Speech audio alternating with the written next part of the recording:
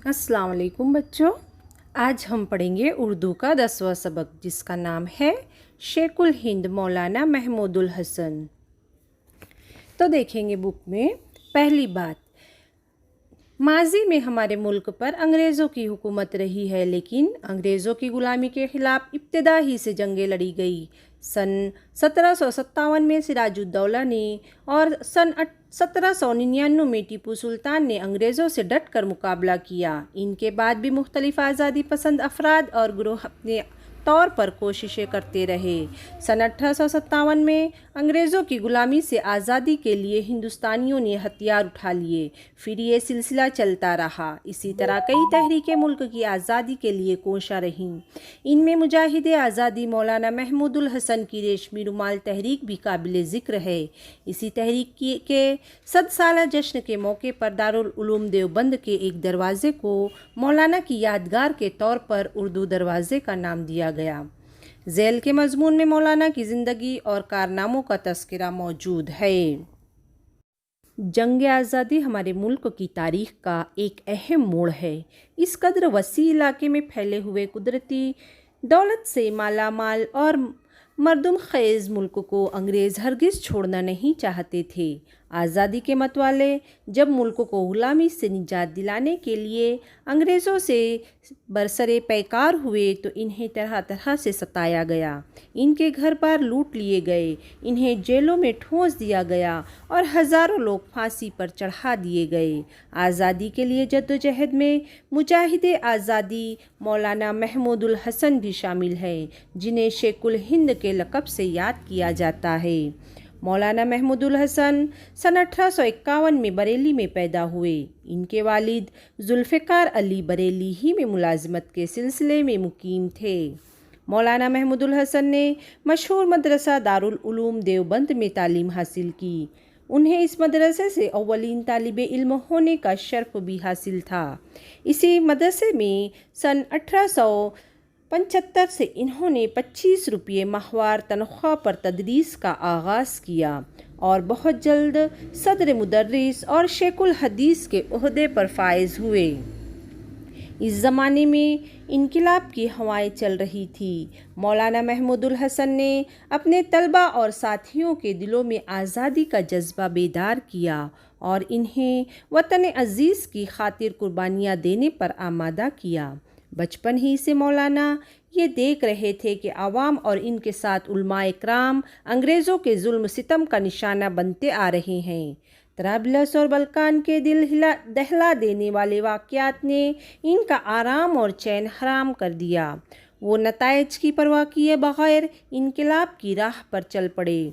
मौलाना महमूदुल हसन ने अपनी अमली ज़िंदगी का आगाज़ ही से तय कर लिया था कि हम अंग्रेज़ों को अपने मुल्क से निकाल कर रहेंगे। इसी मकसद के तहत वो आखिरी दम तक जद्दोजहद करते रहे। उन्होंने बरतानवी हुकूमत का तख्ता पलटने की खातिर मुसल्लह इनकलाब का मंसूबा बनाया। इस मुहिम में इनका साथ देने के लिए मौलाना उबैदुल्लाह सुन्नती और मौलाना मोहम्मद मियाँ ने अपनी ज़िंदगियाँ वक्फ़ कर दी। पहली जंग अज़ीम के दौरान बरतानिया जब सन 1915 में जर्मनी और तुर्की के साथ उलझा हुआ था और हिंदुस्तान में भी अंग्रेज़ों की हुकूमत ख़तरे में थी, मौलाना ने इस मौके का फ़ायदा उठाकर अपनी कोशिशें तेज़ कर दी। उन्होंने अपने शागिर्द उबैदुल्लाह सुन्नती को काबुल भेजा ताकि वो अफ़ग़ानिस्तान और आज़ाद कबाइल से तुर्कों के लिए हिमायत हासिल करने की कोशिश करे और ख़ुद हिजाज़ रवाना हुए। इस वक्त तुर्कों की तरफ से गालिब पाशा हिजाज़ के गवर्नर थे। मौलाना ने इनसे जो तहरीर हासिल की, इनमें हिंदुस्तान को आज़ाद करवाने की मंसूबों और फ़ौजी कार्रवाइयों का ज़िक्र था। गालिब पाशा की पहली तहरीर में हिंदुस्तान के मुसलमान की तरफ से बरतानिया के ख़िलाफ़ जिहाद का ऐलान था, जिसमें तुर्की ने शिरकत का यकीन दिलाया था। मौलाना ने रेशमी कपड़े पर इस पैगाम को नकल किया और एक संदूक में रख कर हिंदुस्तान भेजा। इस तहरीक के पैगामात भिजवाने के लिए रेशमी कपड़े के टुकड़े इस्तेमाल किए गए थे, इसलिए ये रेशमी रुमाल तहरीक कहलाई। इसका मकसद आज़ादी के लिए की जाने वाली जद्दोजहद को अंग्रेज़ों से छुपाए रखना था। इसी के साथ अंग्रेज़ों के ख़िलाफ़ मदद हासिल करना भी था।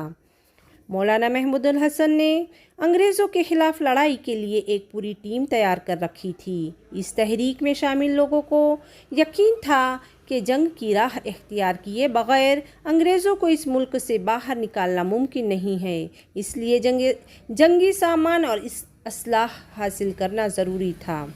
मौलाना ने सन 1915 में हिजाज़ का सफ़र इख्तियार किया।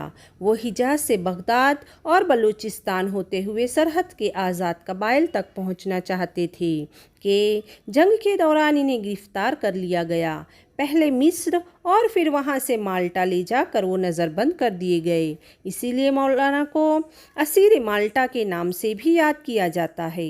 3 बरस और 7 माह की कैद के बाद 8 जून सन 1920 को मुंबई पहुंचाकर उन्हें रिहा कर दिया गया। इस मौके पर तमाम कौमों के लोगों ने इनका इस्तकबाल किया और इन्हें शेखुल हिंद का लक़ब दिया गया। रिहाई के बाद इन्होंने जामिया मिल्लिया इस्लामिया का संगे बुनियाद रखा।